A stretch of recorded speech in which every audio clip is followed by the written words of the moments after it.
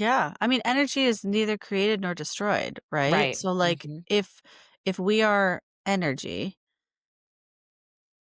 it's something happens to our energy after we pass, you know? And I guess my thing too is like I think at the end of the day, no matter what you believe, it's is are do you find comfort in it? You Mhm. know? Because some people heaven is the only way, and that's beautiful for them. And some people, it's all about reincarnation, and that's beautiful for them. I think the point is there some sort of comfort in what comes next? Because again, I think that lends itself to maybe a different type of experience. I don't even want to say a different type of experience, but I think it lends itself in ways to then the experience we have here on Earth.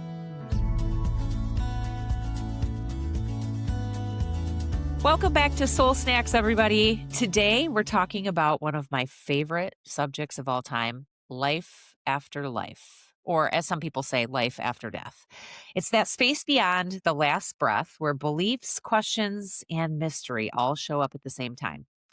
So, death is obviously something that no one escapes, and yet we rarely talk about what may happen afterwards. Is there a reunion with loved ones, peace, a continuation of consciousness, or simply nothing? Today, we're exploring those questions and not from a place of fear, but from a place of wonder. So, I think today's episode is going to be really fun and interesting. So, buckle up and enjoy the ride. So, how are you today, Becca? I'm good. I'm Good. good. Are you ready for Yeah. this crazy topic we're about to embark on? Yeah, of course. I feel like it's a good one. I feel like it's because it's one I feel like that people have such different opinions on, you know, and I think based on different experiences and stuff, I think that really also tends to shift as people go through life. So no, I'm excited. Yeah, I think so It's too. gonna be a good one. I think I just think about like Bill and I, and we have Mhm. completely different views on this topic. You know, we've been married for 20 almost 22 years, and we've talked about it a lot, and we just have completely different views, which we can get Mhm. into later. But um I'm curious, True. what, like, when you were growing up, what were you told happens after we die? And did any of that shape like your belief, or did your beliefs start to shift later in life? That's a big question out of the gate. It's a big I opener today. seriously, you know, honestly, I feel like what I remember anyways, being a kid, because I feel like the first time I was really introduced with death would have been my, like, great-grandmother, and Mm, maybe when I was, like, 4, 3, 4, 5, something like that. So it was okay. enough to remember, like, "Oh, I knew this person in my life, right? And now they're not here, and I'm going to a funeral." But I can't really grasp all of it. It was like the very real, like, "Oh, they were here and now they're not," you know? But Mhm, I feel like because I grew up Catholic, it was heaven. Heaven was the place that people went, but also, like, what was heaven? Like, heaven was just the clouds essentially as far as, like, that's what I thought of it, right? It was just the sky. It was just yeah, it was for me, it was never this, like, I never really knew beyond that. And I think, I mean, honestly, probably a lot of most of my childhood, you know, even because then, like, one of my grandfathers passed when I was in ninth grade. There was a classmate of mine who had passed in ninth grade. So, like, death started to become more of a thing, you know, like end of middle school and then into high school and stuff. And at that point, I mean, Catholicism and I were not a thing. mhm. But I hadn't really given it more thought in terms of like what does really start to happen and whatnot. I feel like that's really come probably in the last 20 years of being more one on one with people who are dying and being, you know, there with people as they're dying. And then Mhm. also just in my own kind of spiritual growth and my own path of faith and spirituality have come to kind of um it's weird because I'm not religious, but I still not that I like believe in heaven, but I still feel like, oh yeah, heaven, right? Even though like Mhm. I'm not Mhm. connected to the religion that would support or believe in heaven. It's still like, oh yeah, people go to heaven. But I So, also don't believe in hell. well, So that's what I that was don't gonna know. be my next question, was if there's a heaven, I mean, were you also taught that there's a hell? And if you have to, the way you get into heaven is you have to be good, and if you're really, really bad, you're going to hell. Mhm.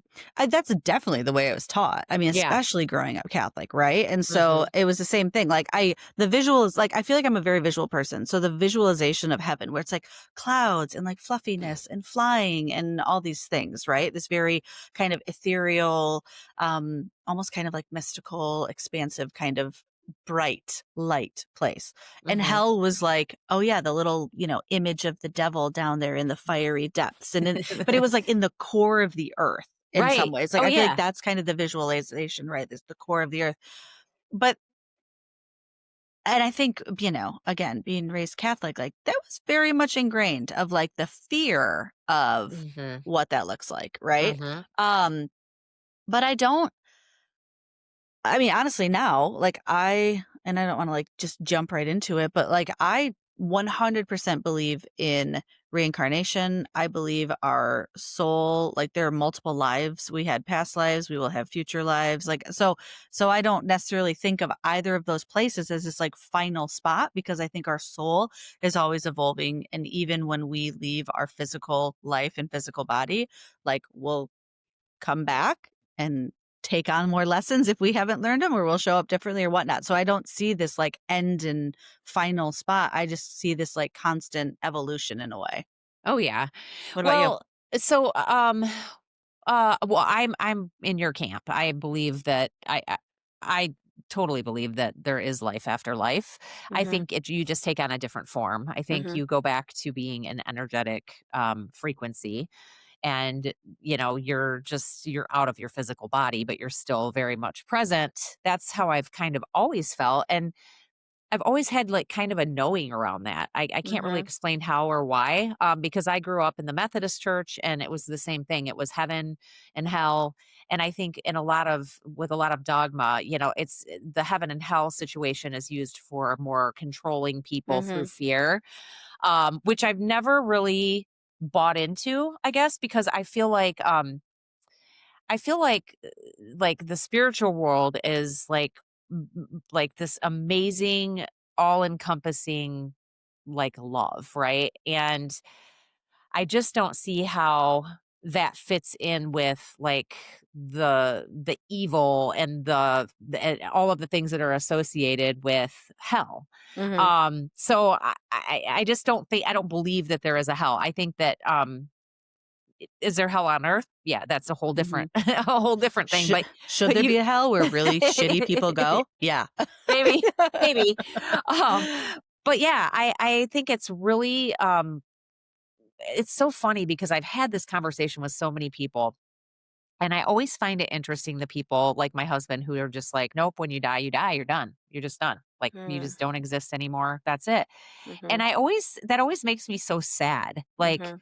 really, then what was all of this for, right? Mhm. This whole life on earth that we've had.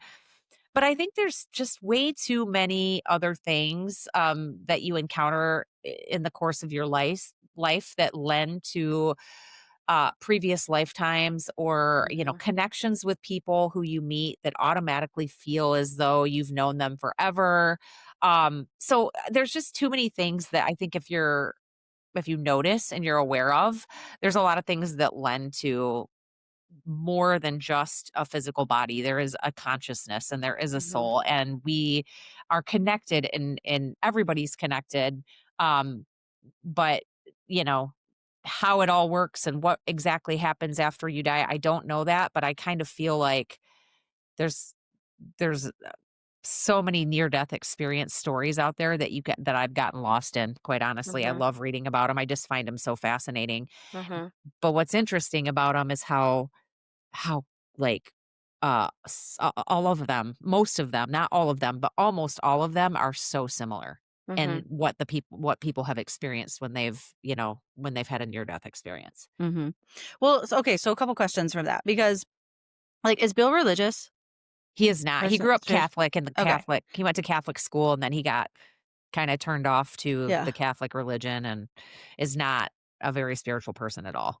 Okay. So, and I asked that just because, like, it's interesting, like when we start talking about this, I mentioned being raised Catholic, you mentioned being raised Methodist, and I recognize the part that faith, religion, spirituality plays in the overall conversation of what happens after we die, right? And Sure. so Yeah. there's part of me that's like, if people don't have some connection to some sort of faith or spirituality, and again, this is a generalization. So of course there's always going to be nuance and whatnot. But if there isn't that connection, then is it easier to think of, hey, when our life ends and we end up in the ground or cremated or whatever it is, and that's it? Because I think that faith and that spirituality and that trust in something bigger, right?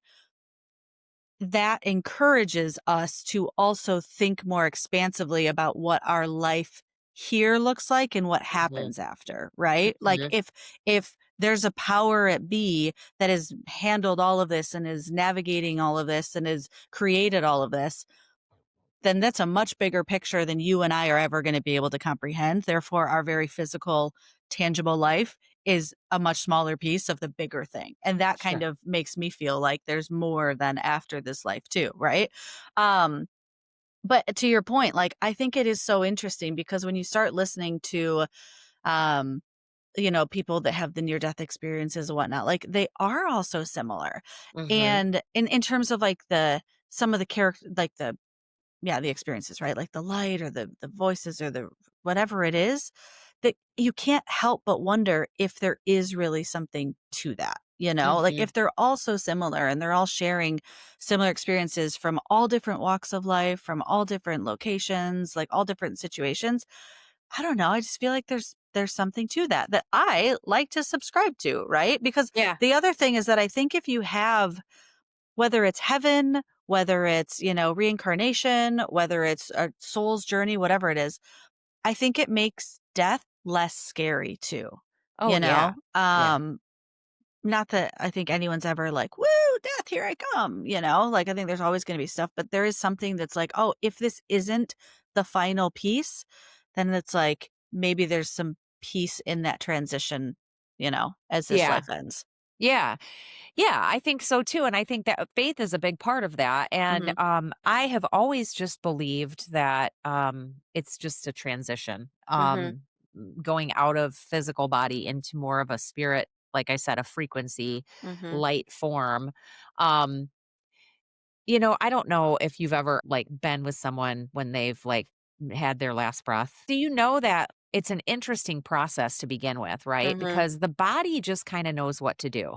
mhm, And you're watching somebody and you're sitting with them and then they take their last breath and it's just like it's beautiful and horrifying all at the same mhm, time. Kind of like when there's a birth too. Like the beginning of life and the end of life are not dissimilar in a lot of mhm. ways. It's kind of crazy. But I was with my brother in January of last year when he took his last breath. That's the first time I had ever been in the room with someone as they've passed on. And what was interesting about that day was that, about I would say about an hour before he passed, there was all this commotion outside of his window on the bird feeder, and these birds were going like ape shit out there. And my brother loved birds, like he was a huge bird lover, so he's laying in the bed like with his face towards the window, like on his side, Aw. and I actually had bird like forest music playing in the hospital room because I wanted him to feel at peace because he loved being in the woods and he loves birds and then all of a sudden like these birds are on this feeder and then all of a sudden they just went crazy. Like they were flying up, like hovering at the window, like just like making all this noise and then they all flew off. Oh my It gosh. was just, like, super wild, and then, it was probably, like, an hour later when he actually passed, Mm. and I remember thinking in that moment, like, was that the time that, like, his soul, like, was leaving his body or he was doing his transition or, and there was a lot of energy that the birds could pick up on, 'cause we can't Yeah. see anything, right? We Yeah, just yeah. know, but And they're probably more attuned to all of that than we are, Right. 100%, you know? I know, and then it's been, like, for the first time in my life with his passing, for some reason, I don't feel like he's really gone. Like Mm, I feel I miss his physical presence, but I feel like he's with me all the time. Like I think mhm, about him all the time. I have conversations with him all the time. mhm, I have, gotten lots of signs that he's still around. So, um mhm, that just makes me believe even more that like that there is something more that we, Yeah. that we experience after death, because I've kind of witnessed that whole transition with him. And then throughout the rest of this year, just seeing him and finding him and feeling him in different instances has just been kind of fascinating, you Mhm. know? Well, and I think that speaks to our souls, right? Like Hmm.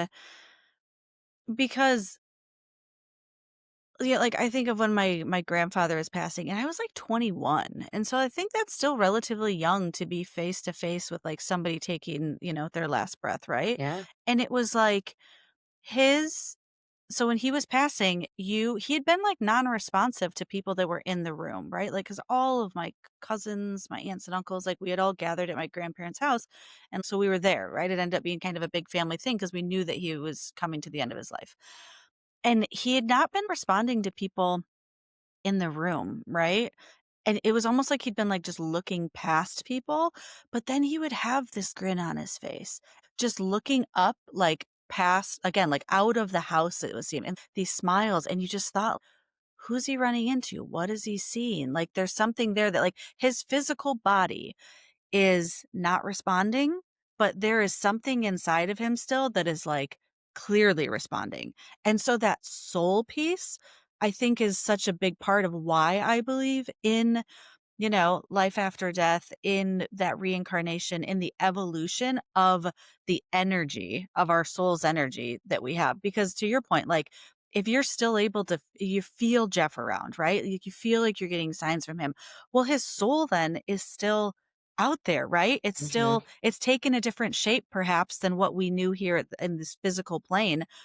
But like, that's the part that we can still connect to even Right. after people pass, right? And I Right. think that's really one of the one of the most I don't wanna say, like, exciting, but, like, amazing parts of people passing.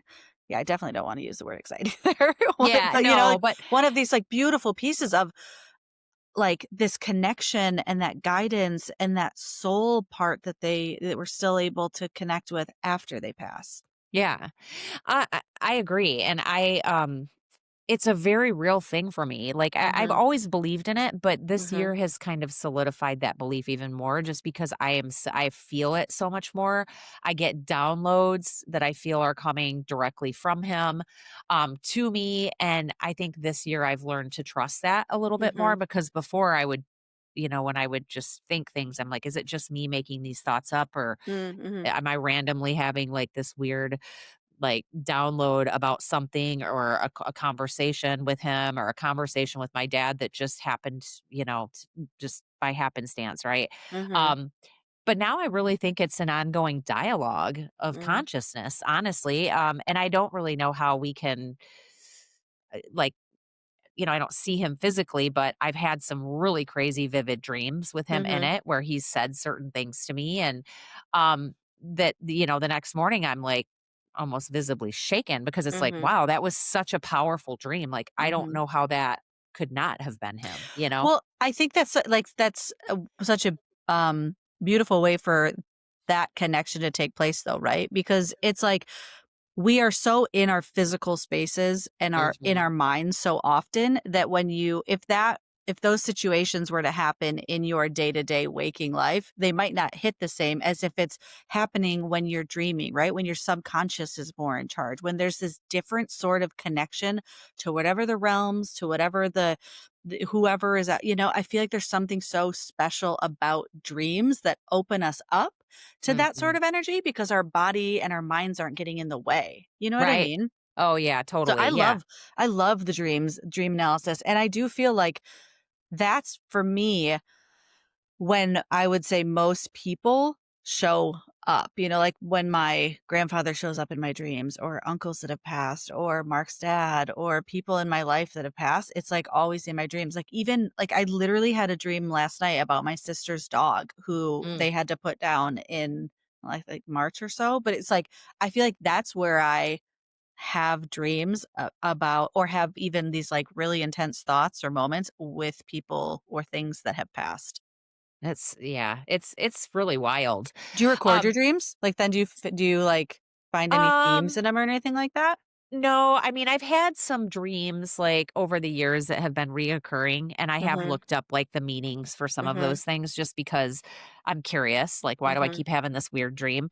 Um, the one that with Jeff was probably a couple months after he passed, and I just remember him coming to me and telling me that he is completely fine and that he was so thankful for his time that he spent here and that like is in total peace and love and Mm. happiness and he's reunited with all the people, with family, and just not to worry about him. Like, it was Mhm. so, like, specific, and it was like he was, like, right in front of my face, Hmm. telling me this stuff. So, and I just remember waking up like, "Oh my gosh," like, I think, like, my brother came to visit me last night, Mhm.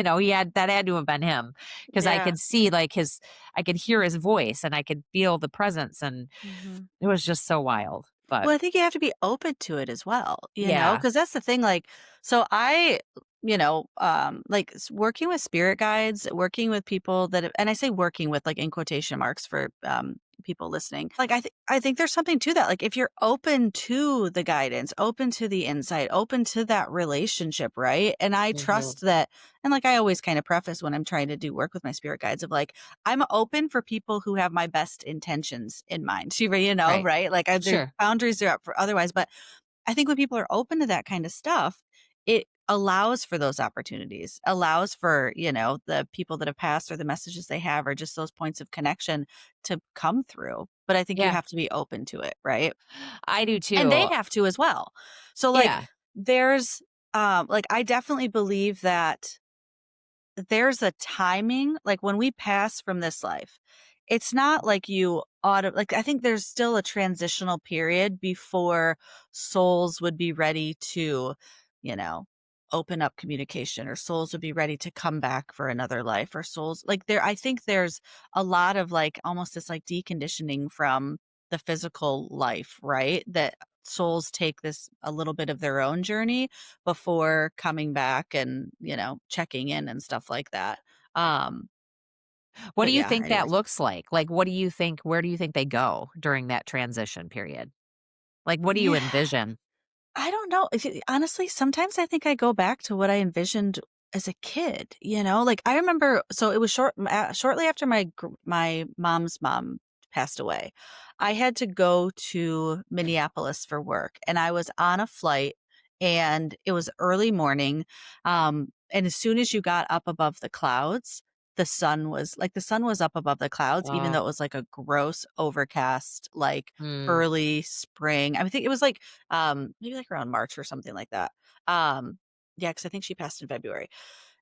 Just day, right? But you got up above the clouds and it was like cotton candy colored clouds, and you're Oh, up in this beautiful. airplane and you're just floating along these clouds. And I remember sitting there thinking, this is the closest I'll get to being in what I think heaven feels like, where Mm. you're just floating and there's, what it was it was so beautiful.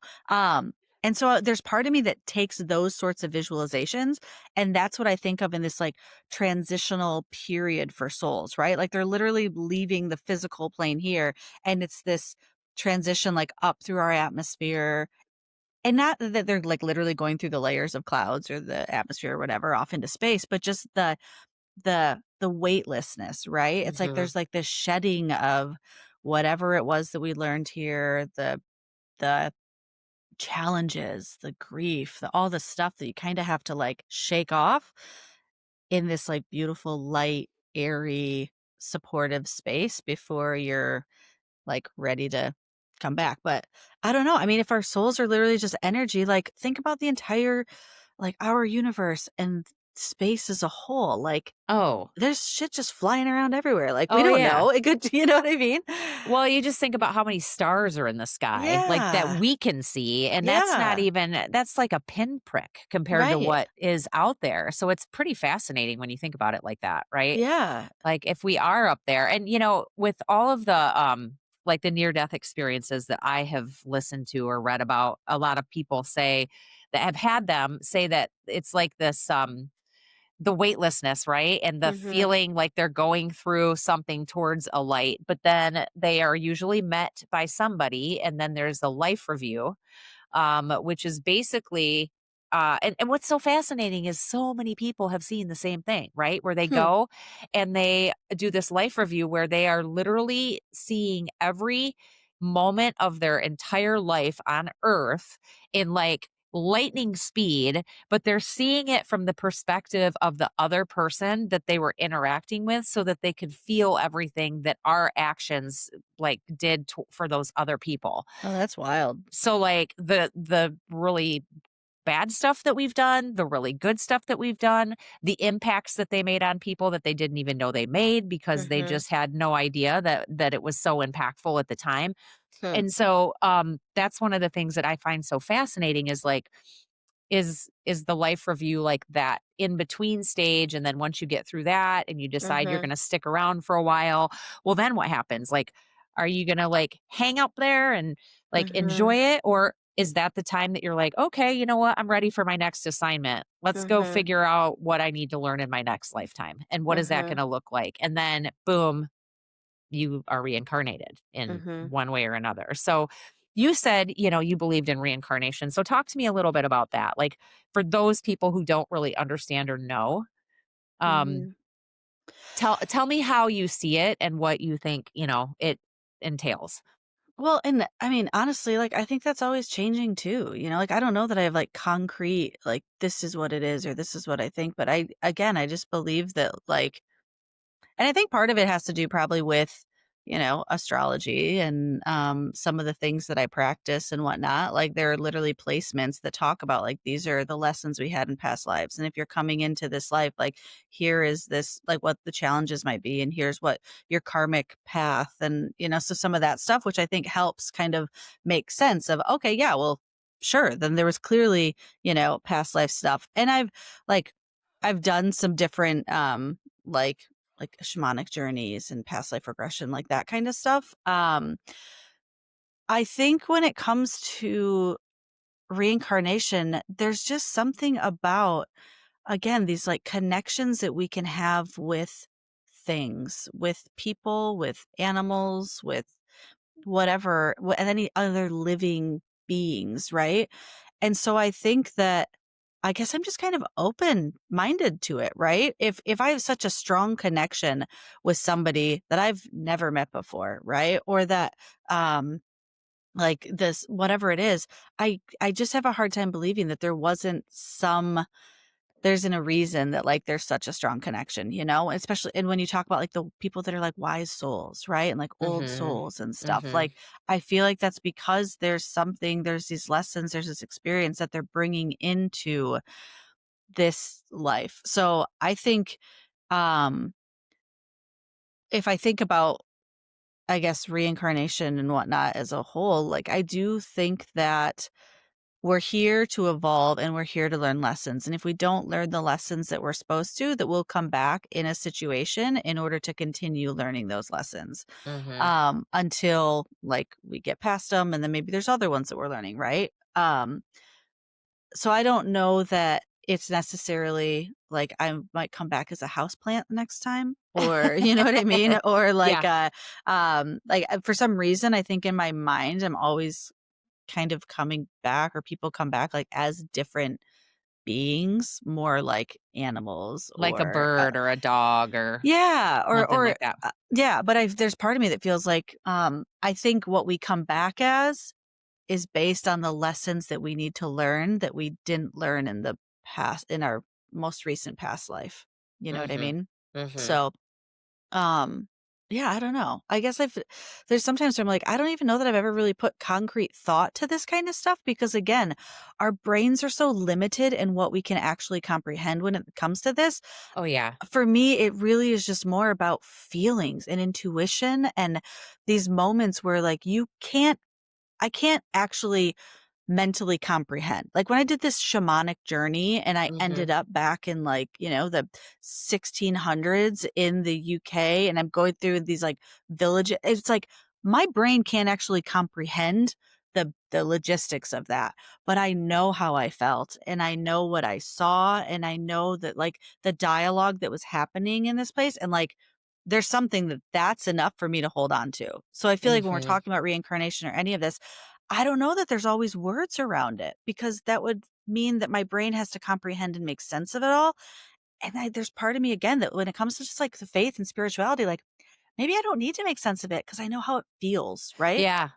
Yeah, I think that's a big part of it, because I don't think that our language, there's no way that our language can, like, even convey what Mhm. is on the other side, right? Because the Mhm. feelings from everything that I've read and everything that I've watched, when you get to the other side, it's just this incredible encompassing feeling of love and Mhm. light, right? And there's, people talk about how there's like gardens and grass, and every single blade of grass has its own frequency that you can hear on the other side, right? So it's almost like the symphony of Mhm. energy that's going on. The flowers and the colors are like a million times brighter and more vibrant than anything that we have here on earth, right? Hmm. It's just a completely different, like a different like place. Mhm. And I hear all of this when I read about these things, and there's like it's almost like I remember it. And Hmm. I can't really describe it, but I feel like I've been there. Like I know that place. I can envision that place, and I've been to that place. Hmm. So Well, it's okay. So it's I've never actually heard like that explanation before.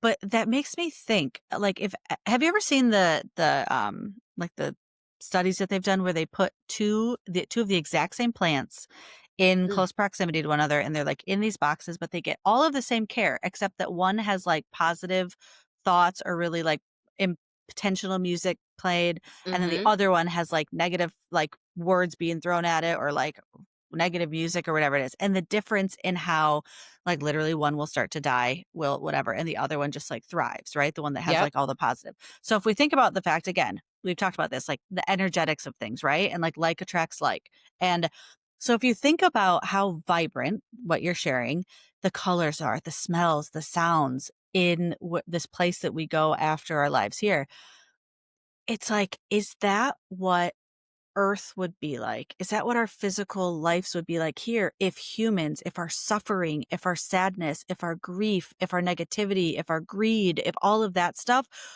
wasn't having this impact on all the energy here on Earth, right? Like, could Mhm. Earth actually be like that?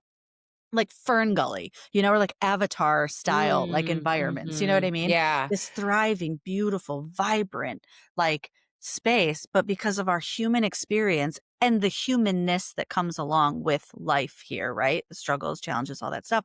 If that starts to dwindle and like mute the colors and Mhm. you know what I mean? I do, yeah, and it's super interesting, because there was a I think he was a Japanese scientist, his name was, Masaru Emoto, who did a water study that's very similar to what you were talking about, Oh, yeah, yeah. where he basically put water in jars and then he would change their environment, right? So one would have classical music and one would have hard rock and, just things like Mhm. that.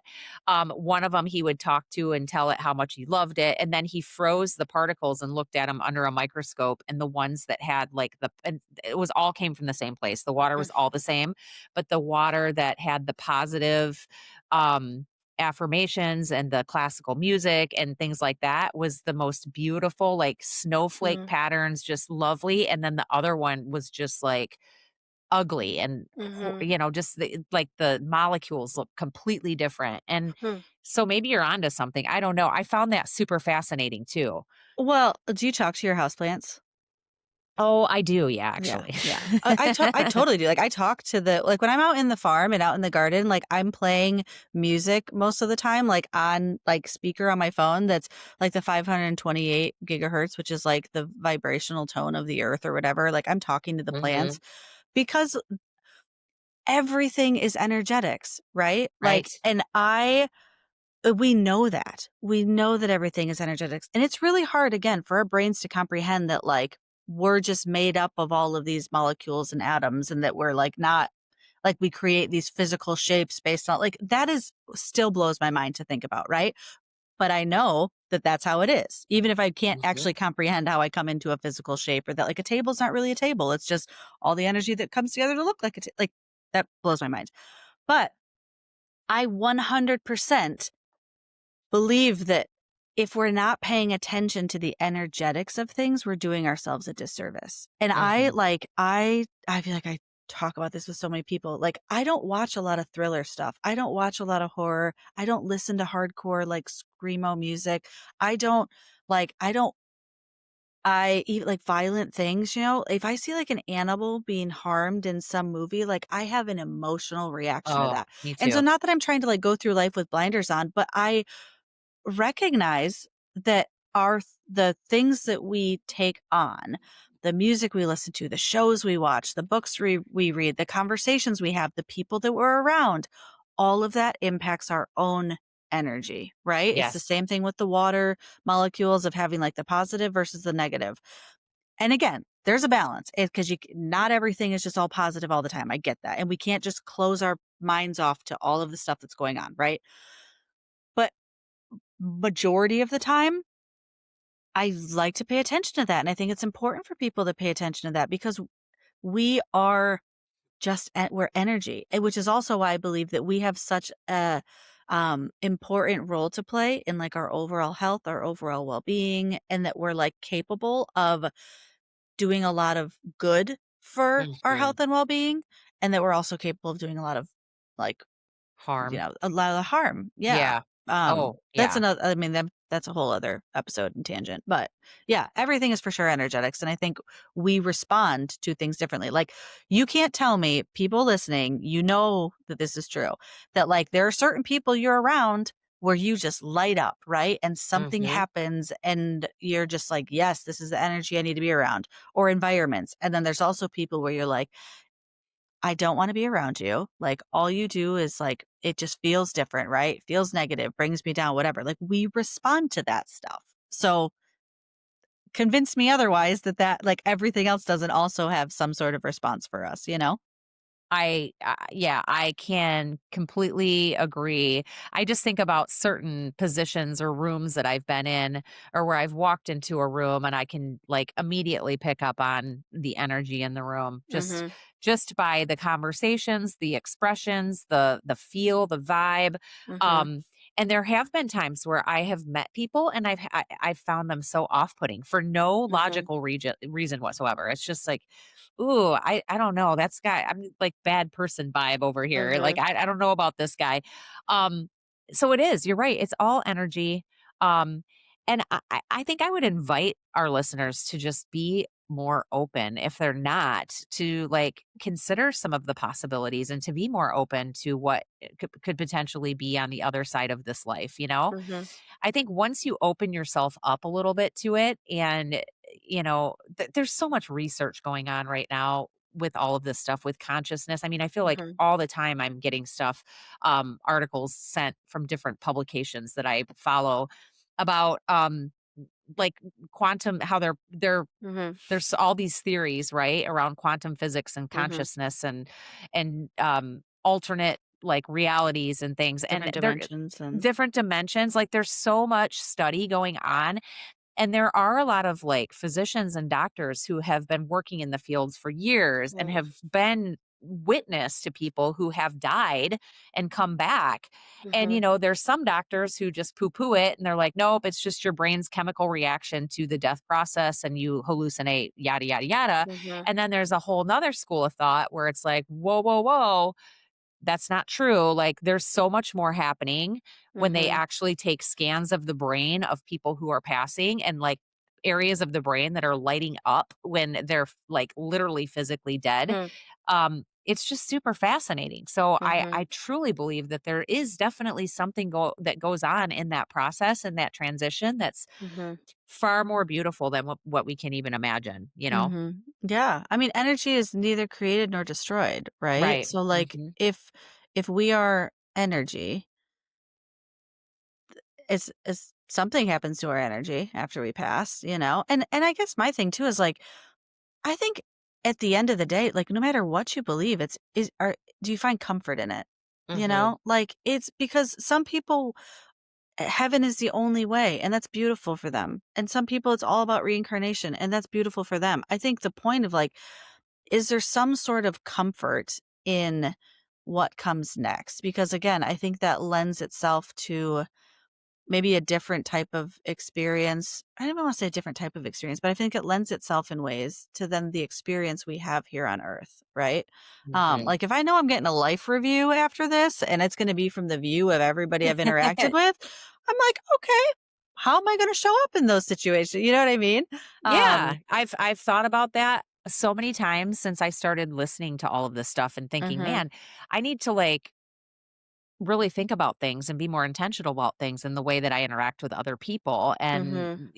maybe like just really really process before I Mhm. speak because it does make you think differently. Yeah, for sure. How am I affecting this person and how can I be, as Bill would say, like you can either be a fountain or a drain, right? Mhm. In life, Yeah. be the fountain, don't be the drain, right? Mhm. And how can Mhm. you show up in other people's lives as this vibrant energy that like adds to their lives and makes a Mhm. difference versus takes away? Yeah, totally. I think the thing that would be nice is that if we knew for sure there was like what happens to the really awful people?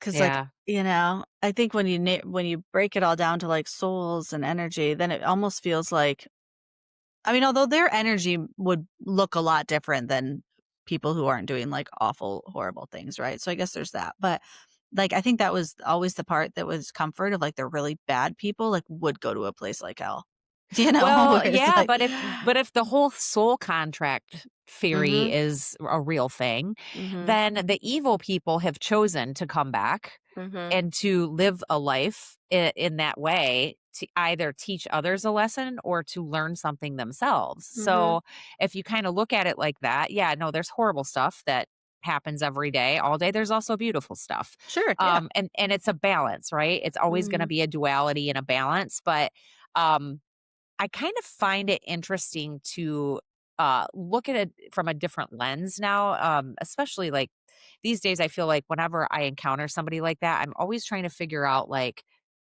what what is the end game here? Like, are they? Is this horrible person that I just had an encounter with? Are they teaching me something, mm-hmm, or am I teaching them something, mm-hmm, or is it just they're learning something along the way? I don't know. mm-hmm. Yeah, It's yeah. an interesting way to look at it. Yeah, for sure. Well, it's just like those moments of reflection that I Hmm. think, yeah, because I think we are constantly people in our lives are in our lives for a reason, right? Hmm. And so that's also fun to think about, like why it like if we get to choose to come back, like why did I choose to come back now, right? Because like again, I do believe like we all chose to come back. We're all here for a reason. Like we chose this lifetime for a reason, and so there's some empowerment in that, I think too, right? Um, of the people that are in my life now, the lessons that I've learned, the experiences I've gone through. It's like, oh, okay. So what is this all about? Mhm, Um, mhm.